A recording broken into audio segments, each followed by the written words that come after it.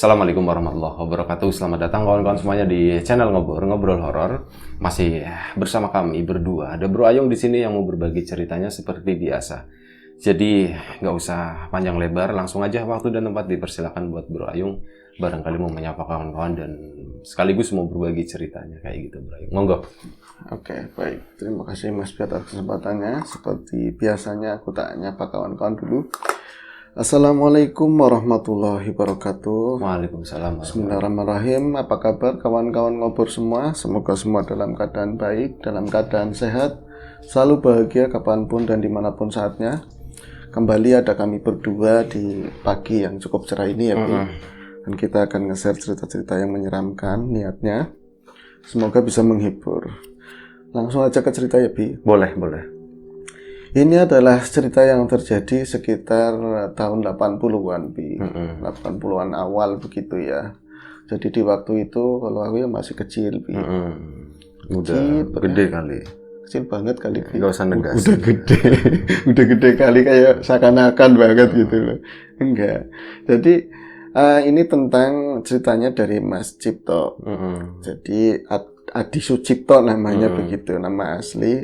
Nah ini Mas Cipto itu orang tuanya kan petani seperti layaknya orang penduduk desa itu ya. Desanya yang nggak jauh-jauh dari kampung kita ini, Pi.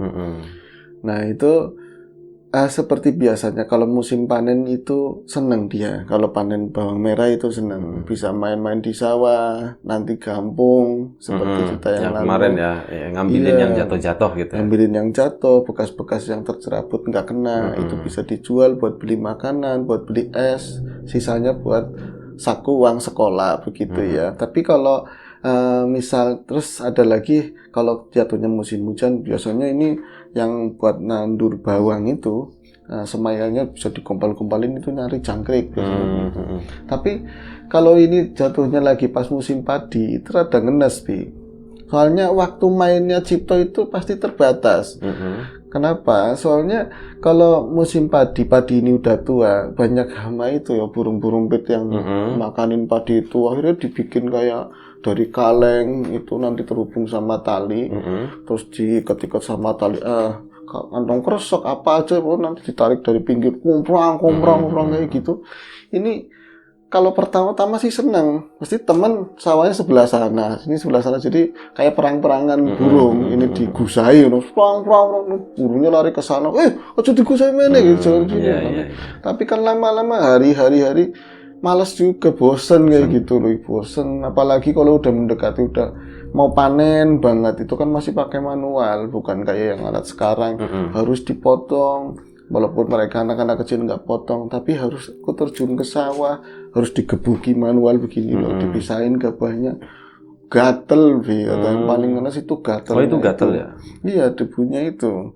Nah ini kalau misalnya baru nggak pati ya, nanti kalau udah dibawa ke rumah, dijemur begitu ya, itu kan awune itu gatel banget. Jadi paling males buat Cipto yang bagian kayak gini tuh. Alasannya apa supaya kakakku aja, aku enggak kayak gitu. Ada alasan meriang dan lain-lain. Tapi nanti kalau udah jadi gabah, ini yang ditunggu. Udah kering, biasanya nanti disuruh sama orang tua, ini digiling begitu ya, dijadiin beras. Entah keperluannya nanti dijual buat sehari-hari duitnya, atau nanti buat kondangan, buat macam-macam. Ya, ini kalau di sana kan gilingan padi juga nggak terlalu jauh. Rice mill ya? Rice mill, gilingan padi nggak terlalu jauh. Dia paling seneng kalau disuruh tadi giling padi. Nanti orang tua nggak bakalan ngasih duit, potong aja dari. Bentar Bro Ayung, ini kok kayaknya gelap banget ya? Ngerasa nggak di kamera? Iya agak. Bentar ya. Oke. Bentar, ini kayaknya lampunya kurang kesini. Oh iya. Ya benar, Bi.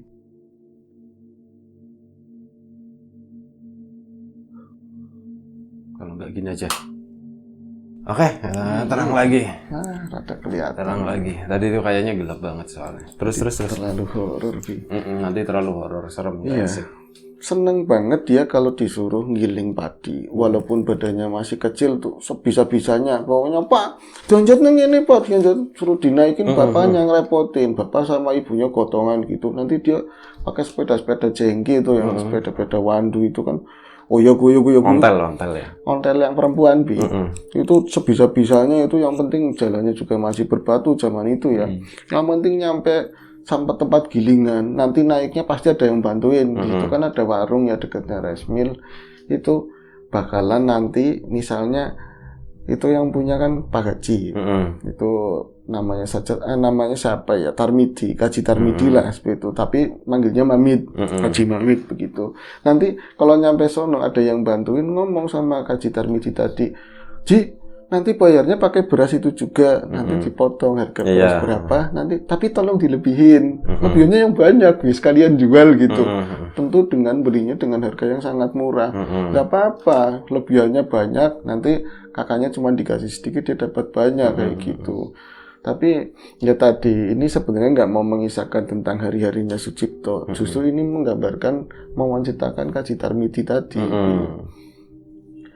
Cipto kecil itu nggak terlalu mengikuti desas-desus dan kabar yang paling update di masyarakat, karena yang penting main dan main. Nggak peduli juga ya. Nggak peduli yang kayak gitu. Jadi dia itu menceritakan mengalami kejadian horor di tempat penggilingan padi tadi. Jadi saat itu Tarmidi belum haji. Aki Tarmidi itu belum haji, dan dia itu orang yang paling ditakutin di lingkungannya. Ditakutin bukan karena bukan dia power, tapi memang dari turun temurun itu orang kaya, orang kaya tapi nyebelin banget kayak gitu loh. Meditnya terlalu, apa-apa salah di matanya dia. Bahkan nanti kalau misalnya tadi dia itu bawa sepeda ke sana ya, bawa kantong beras gabah tadi, itu gara-gara di depannya tuh biasanya ada mentok banyak itu loh. Angsa itu kalau mau nenggor itu aja udah marah-marahnya udah kayak padahal dia sendiri yang lalu lalang. Kalau kadang-kadang orang ngomong gini, itu baru angsanya, gimana kamu nggak dimarahin? Wong tembeleke detek kayak panjengkel kayak gitu loh. Itu lagi diinjak aja mau marah, emang orangnya angel banget. Jadi tapi ada lumayannya, orang kayak gitu tanahnya banyak. Jadi kena buat ngadem gitu, buat adem-adem desa. Ini orang paling nggak suka kalau yang layanin tadi ada Kaji Tarmidi di gilingan padi, nanti ada kulingnya. Tapi buat Cipto enggak. Jadi mau kayak apa? Kalau yang lain itu adil. Ini disuruh bapaknya berapa motongnya buat bayar? Itu ditanyain, kalau Kajinya enggak, Bi. Yang penting dijual ya udah sini tak bayar murah kayak gitu. Nah, bulan itu sebenarnya ya Pak Haji itu lagi berangkat ngulon ke Mekah. Dia jadi ibadah haji begitu ya. Tapi nggak pulang-pulang, Bi. Jadi mungkin karena panen padi kan cukup lama begitu ya. Terus kesananya dia banyak main di daerah tersebut, nggak ngerti tadi isu-isu yang beredar kayak apa. Itu istrinya pulang dari haji, itu dia nggak pulang. Dan dinyatakan akhirnya meninggal lah seperti itu. Itu nggak ada bekasnya, nggak ada mayat, itu nggak ada, Bi. Jadi memang dinyatakan. Berarti waktu Cipto kesana itu belum haji ya? Belum haji, terakhir belum haji. Dan itu dia nggak ngerti Kaji ini udah meninggal apa enggak. Itu hari itu dia disuruh sama orang tuanya dan emasnya tuh sebenarnya pengen, tapi nggak mau ngomongnya kata Cipto nanti ada kajine kayak gitu, ada kaji mamit, aku nggak mau. Kenapa nggak mau? Kan Mas tahu sama-sama kalau ada kaji mamit malah enak, kita bisa jual beras dapatnya banyak, tapi kok malah nggak mau. Itu sebenarnya jadi pertanyaan tapi nggak dipikirin. Akhirnya dia jalan sendirian, Bi. Kalau lagi dapat jalannya agak susah, nungguin orang lewat, nanti pasti dibantuin, didorong sedikit kayak gitu. Nanti itu tadi yang nggak mau kakaknya berarti. Kakaknya Cipto. Itu dia berarti masuk dari jalan utama, jalan desa itu harus naik kayak turunan sedikit lah menuju tadi penggilingan padi yang masuknya ke sono 25 meter segituan. Itu kan buat jemurnya sih soalnya. Buat jemurnya, benar, buat jemurnya. Itu nanti dia harus ngelewatin tadi angsa-angsa yang banyak banget ya tadi. Itu jalanan tadi yang buat nyemur itu sampingnya rumah utama dengan rumah dulu ya, masih bangunan bata gede-gede begitu. Ini dia itu melihat Kaji Mamit di situ di belakang rumah. Tapi biasanya orangnya walaupun ngeselin terus tadi ya pelitnya nauzubillah, tapi sama anak kecil itu Baik. baik, sumeh begitu, baik-baik mau dikadalin atau apa, yang jelas dia itu, mangan di, woi, apalah, apa aja disapa begitu. Ini kajinya sombong banget katanya seperti itu. Nah, waktu itu kamu melihatnya itu, Mas Cipto, sorry, bukan kamu ya, ini kan itu melihatnya, dia udah pakaian-pakaian kayak orang kaji dulu kan, kadang ininya putih ya dipakai, wis kajinan katanya, udah pakai itu, udah pakai peci kaji. Tapi di pintu paling belakang nanti ada kebun lah sedikit. Nah ini gilingannya sebelah kiri kanannya begitu ya. Jadi letter L gitu ya? Iya, jadi dia ngeliat Pak Haji di situ kayak seakan-akan lagi ngeliatin ternak-ternaknya begitu loh, kayak pasanya ayam-ayam Di situ kampung. Mas Cipto udah tahu meninggal belum? Belum ngerti. Jadi dia ngertinya, Ji, nyelip Ji. Kalau bahasa sini nyelip, bukan giling gitu. Kalau kidul giser namanya. Kalau sini, Ji nyelip Ji. Mandek begini kan, berarti posisinya begini, Ji nyelip Ji, nggak dikubris, nggak apa, itu posisinya jam berapa Mas? Jam 11-an lah, kayak 11 siang. Itu katanya kalau orang kamu kan beduk ya, segitu ya beduk. Haji ini sombong banget, apa sekarang udah haji gitu kan, jadi dia ada, tapi dia nggak mikir sejauh itu sih anak kecil, cuman bapak itu kok ini banget ya, sombong banget. Ya wis lah, aku langsung ke gilingan padi. Nah, ke gilingan padi tadi sepi, nggak ada siapa-siapa. Tapi pintunya kan yang dari buka begitu. Dia mau masuk, di situ ada gapa-gapa tumpukan, tinggal disampirin ya sepedanya begitu. Dia mulai bukain tali-tali yang dari karet itu kan susah, anak kecil kencang banget. Itu, Ji, tolongi Ji. Itu kan keluar ke arah sana. Di dalam itu gelap, Di dalam gelap banget. Mesin mati posisinya. Itu apa sih? Ada yang kayak gitu di dalam, Itu, wah ngagetin boy, katanya kajinya itu ada di dalam, Oh, kajinya udah di dalam. Dan itu dia nggak ngeh kalau apa ya dihubung-hubung itu yang di sana siapa yang belum dia nggak ngeh, pokoknya sama sekali nggak ngeh. Mana Pak? Dia ngomong kayak gitu. Mau nyelip Ji, gitu, mau giling begitu, tutup, cuman kayak gitu doang ngomongnya tutup, tolong Ji, aku pengen oli duit, aku pengen dapat duit buat jual lebihannya, mau beli mobil-mobilan katanya begitu, Ji, ayo Ji, donek kena Ji, dihidupin itunya dihidupin, bocah gara katanya kayak gitu doang, cuman bocah gara itu bocah nakal seperti itu. Ini pakainya masih pakai gitu, jadi ada kajinya ini ya, ada peci kajinya, cuman untak-untuk kegelap ke dalam sana loh. Masih nyetel ini mau membunyiin apa mesin. Enggak tahu, pokoknya itu ke dalam terus lama banget nggak kedengeran apa-apa. Jadi walaupun jam 11 karena emang ini kan gelap kayak gudang gitu ya. Itu yang kedengaran suaranya srek dari dalam seperti itu, Bi. Jadi menurut Cipto mungkin ini apa ya, ember yang dulu buat ini kan pakainya besi, biasanya gede-gede tumpuk-tumpukan begitu, dia kayak lagi gesekin kayak gitu, tapi kayak pakai kaki gitu, ditendang-tendang. Ji, suemen Ji, lama banget, ayo Ji, aku mau beli banget, udah mau pengen beli mobilan kayak gitu, lebihannya mau tak kasih ibu, itu kan, tapi nggak disautin lagi, cuman bunyinya serak, orang lagi ngapain, apa ngambilin dedak, sisanya kan biasanya jadi dedak ya, jadi bekatul, tapi dedak sebelah sana bekatul, ini ngapain, ditengokin lah ke dalam, diberani-beraniin, walaupun siang hari jam 11 tetap aja nakutin, karena konon di situ juga banyak kejadian-kejadian yang orang sering diliatin, tapi di belakang, karena itu kebun-kebun kayak nanas, tapi nanas ini itu kan bangunannya gudangnya luas gitu ya? Luas, di dalamnya luas. Sampai sekarang masih ada. Itu dia akhirnya nilikin ke dalam, coba ngontrol ke dalam begitu Cipto kecil dengan rasa takutnya, megang apa nanti cemong debunya gabah, kadang-kadang oli, ini buntir-buntir dipegang-pegang, yang ada lindennya itu. Berarti kalau kegiling ke sini, wah tangan aku prodol, bayangin di sendiri. Berarti kalau dulu pernah anak kecil kan ada tulisan dibaca aja selondam gambarnya tangan begini, jangan selondam bahasa Indonesia apa ya, jangan selonang lah gitu. Jangan main jari di situ ya, kayak gitu. Dia bayangannya mikirnya berarti pernah ada anak kecil tangannya masuk itu patah semua, metidimen, dia mikirnya kayak gitu, nggak mikirin kajinya. Akhirnya itu motor mesin ke dalam, makin sono blebetan oli, ya kotor semua ya. Pas itu masuk ke dalam, nggak kukur gatel namanya kayak gitu. itu nggak ada kajine sama sekali di dalam. Kajine mari ngendi? Itu pintu satu-satunya dari sana harusnya. Terus sebelah sini ya tumpukan gabah segala macam, kajinya nggak ada di dalam. Kalau keluar harusnya kelihatan. Iya kelihatan, kalau nggak papasan sama dia udah mulai merinding. Mak, itu ngomong sendiri, mak ke emaknya sendiri. Orang kecil kan kadang-kadang bukan minta sama yang di atas ya, perwakilan kan ibu. Mak, kajinya nggak ada, mak kajinya langka, mak kajinya nggak ada.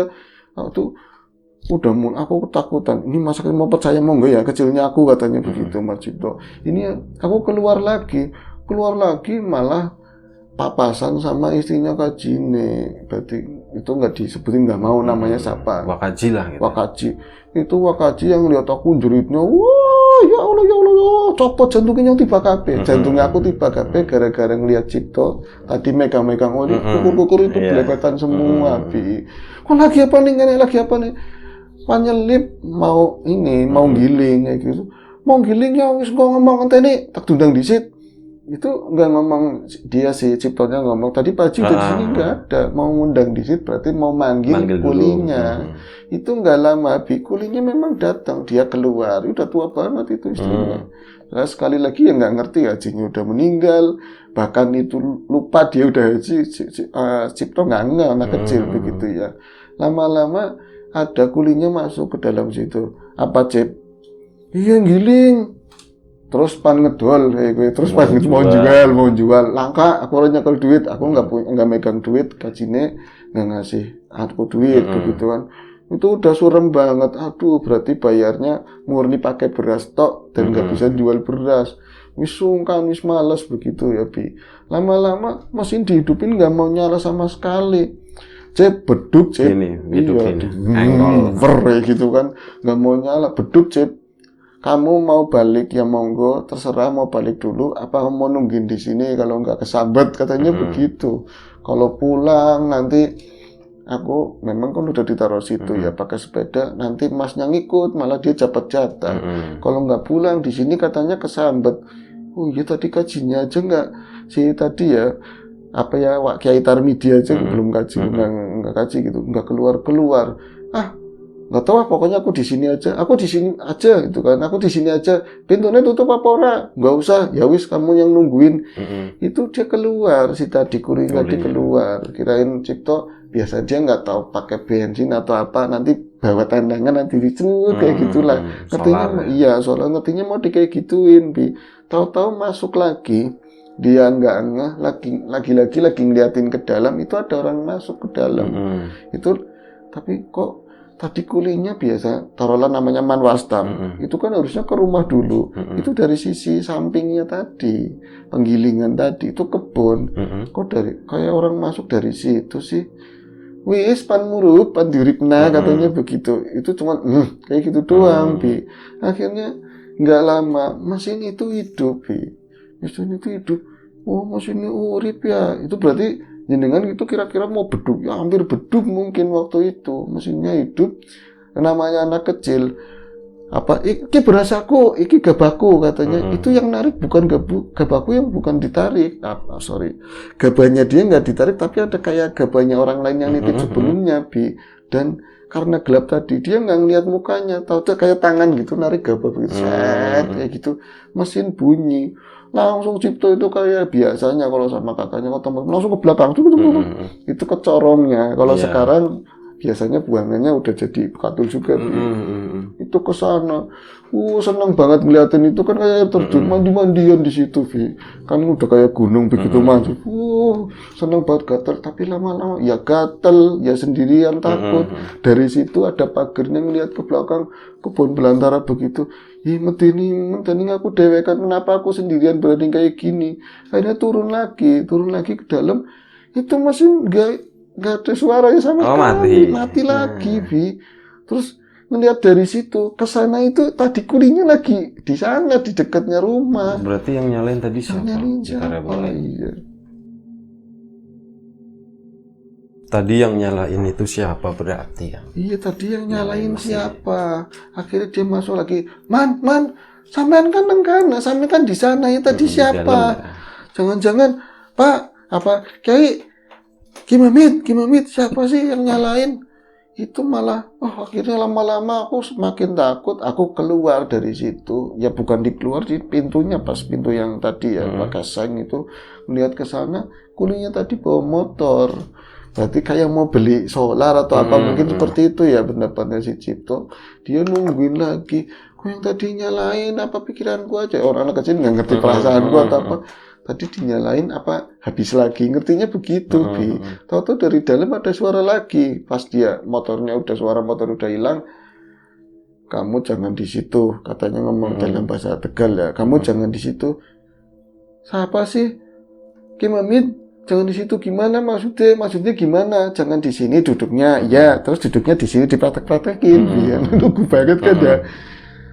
Iya jangan di situ, nanti kena katanya. Nanti kena, kan itu mesinnya orang dinyalain, nggak dinyalain, sebentar lagi dinyalain.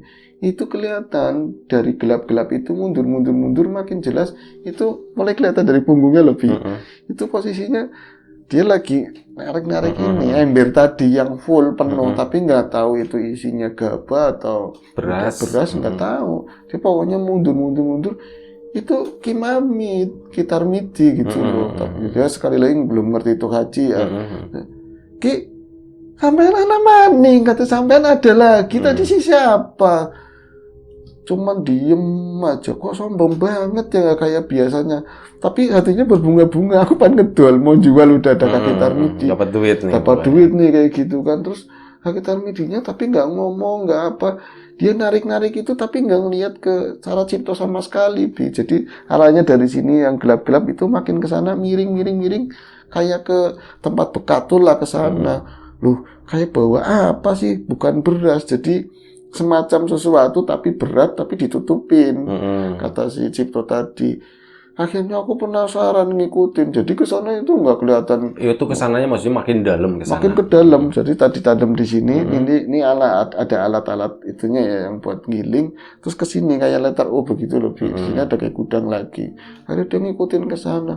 Kak Jini mau ngapain sih ke situ, terus sombong banget. Di sana itu justru lebih gelap dari yang tadi. Cuman ada kayak gendeng kaca itu loh. Cas gitu sinarnya ada kayak membayang di dalam loh sosok itu. Nah itu di sana emang Kajine Mas, aku bilang begitu kan. Ya nggak tahu, orang tak panggil diem sombong, tapi sosok itu ya orang itu wirawiri dari pojok ini ke pojok sana, dari pojok sini ke pojok situ, ke tengah ke pinggir, nggak berhenti terus diseret-seret terus mau ngapain itu loh. Aku sebel, kok nggak mulai ini udah siang banget, udah mulai lapar apa. Ji, gagian sih Ji, ngapain tak rewangi, cepetan gitu. Aku bantuin sini, lagi ngapain situ. Dia bilang gitu si Ciptonya.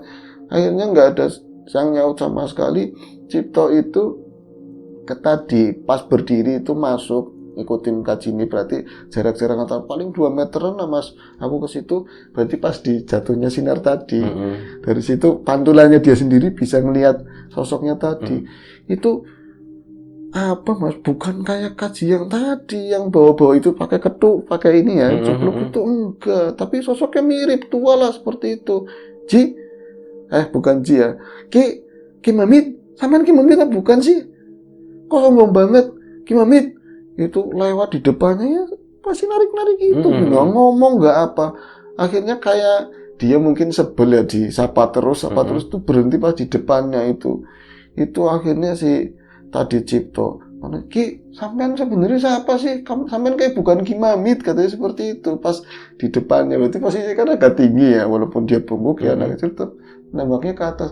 Itu nengok mukanya memang Kim Hamid, sebelah sininya. Sebelah sini toal KB katanya Bi.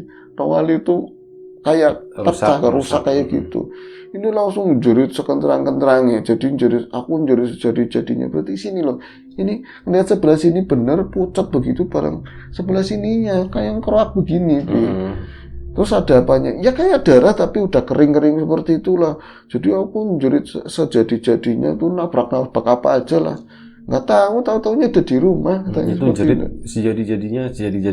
Jadi-jadinya kayak gitu. Itu aku jerit jadi-jadinya, aku tahu mungkin pingsan ya. Tahu-taunya udah di rumah, Bi. Udah di rumah, terus tadi istrinya Kim Hamid juga udah di situ. Ternyata Kaji, terus diceritain ngelihat Ki Mamit, gimana Ki Mamit kan belum pulang. Jadi ya sedih, istrinya juga cerita, tapi orang-orang juga paham lah, nggak mau ngomong kejelekannya. Tapi, Cip, Pak Haji kan belum pulang sampai sekarang. Belum pulang, nggak di rumah digituin. Tapi kan akhirnya kan penasaran, tahu dari situ makin gede. Oh ternyata waktu dia nyaksin kejadian tadi, ngelihat seolah-olah ada sosok Pak Haji, terus Pak Haji palsu yang ininya keroak. Ternyata Pak Haji belum pulang dari Mekah itu sampai sekarang gitu loh. Ya sampai detik ini ya nggak ada kabar sama sekali, dinyatakan meninggal. Nah, berarti itu, mungkin meninggal di makam di sana. iya mungkin. Tapi katanya sih memang nggak ada tembusan ke keluarga sama sekali, kayak lenyap gitu lebih, kayak lenyap. Dan semenjak saat itu ternyata alasannya kakaknya nggak mau ke situ, pernah ada orang yang diliatin kayak gitu juga. Jadi hindari jam-jam 11 beduk gitu ya. Hindari jam-jam beduk. Kakaknya sebetulnya aku mau. Siapa yang nggak mau, nanti kan jual ya Jeff kayak gitu kan, nanti kan dijual lebihannya. Tapi kalau beduk aku nggak mau, orang udah diceritain, Ripin kesana kemarin kayak gituin. Akhirnya kan ada orang aki-aki tua gitu ya, itu sih bukan karena Pak Haji sering di situ, jadi sosok yang di belakang sering nyamar jadi Pak Haji, apalagi dia kan ya mungkin udah meninggal beliau, jadi ya ceritanya dimanfaatkan lah buat fitnah, buat medeni katanya seperti itu. Aku nggak mau ke situ lagi ya, katanya seperti itu. Itu dari saat itu aku nggak mau ke situ lagi sampai gede. Jadi sampai SMP kelas 2 baru dia berani giling lagi ke situ. Berarti banyak pemasukan yang hilang dong ya? Iya jelas. Lah itu si apa namanya hari itu dapat duit nggak akhirnya? Ya nggak dapat, dia orang pingsan. Tapi dapat dari Bu Haji tadi. Oh dikasih ini. Terus ngomongnya aja rame-rame ya kayak gitu. Uang tutup mulut. Iya mungkin jangan rame-rame. Gitu. Tapi orang desa ya nyebar semua. Iya pasti. Lambat laun pasti kesebar. Gitu. Itu tadi. Cuma nggak banyak sih ceritanya kayak gitu. Nggak apa-apa Bro Ayung. Oke Bro Ayung, terima kasih ceritanya. Dulu di Lapak Horor itu juga pernah ada cerita yang ceritain rice mill. Kalau nggak salah judulnya itu Bulu Angsa. Kebetulan tadi agak bersinggungan nyebut-nyebut binatang angsa gitu ya. Ada, dulu ada judulnya Bulu Angsa, tapi masih versi audio yang pertama dulu. Oh iya, sorry. Lagi dicerita itu. Apa enggak gini? Dirimu pernah ngalamin mandi-mandian di Corong itu apa enggak? Apa di sini enggak ada resmi lah? Itu biasanya sih yang banyak ini padi sih, sawah gitu. Iya, daerah sawah. Belum pernah masuk rice mill juga belum pernah. Itu asik banget, diinjak itu embel-embel bisa kayak segunung kayak rumah. Dari salah-salah yang melesak ambles begitu. Tapi kayak air terjun tapi yo gatel. Iya, petik-petik gitu ya. Iya, habis itu biasanya terjun ke kali, mandinya begitu. Dulu aku begitu. Iya. Oke. Terima kasih Bro Ayung, terima kasih siapa Mas Cipto tadi ya, udah berbagi cerita ini. Terima kasih juga kawan-kawan di rumah. Semoga cerita ini masih tetap bisa menghibur semua ya. Kalau ada sesuatu yang positif itu ya kita ambil. Kalau ada sesuatu yang negatif ya itu yang kita buang jauh-jauh lah. Sekali lagi terima kasih banyak siapapun itu. Semoga kita selalu diberi kemudahan dalam hal apapun, termasuk kemudahan dalam hal rezeki. Siapapun sekarang yang lagi sakit semoga segera diberi kesembuhan. Siapapun sekarang yang masih sehat semoga tetap dijaga kesehatannya. Sekali lagi terima kasih banyak. Sekali lagi mohon maaf sebesar-besarnya. Sampai jumpa di acara ngobrol selanjutnya ya. Bro Ayung masih bersama kami tentunya, ada Bro Ayung nanti yang tukang ceritanya. Jaga kesehatan kawan-kawan semuanya. Assalamualaikum warahmatullahi wabarakatuh.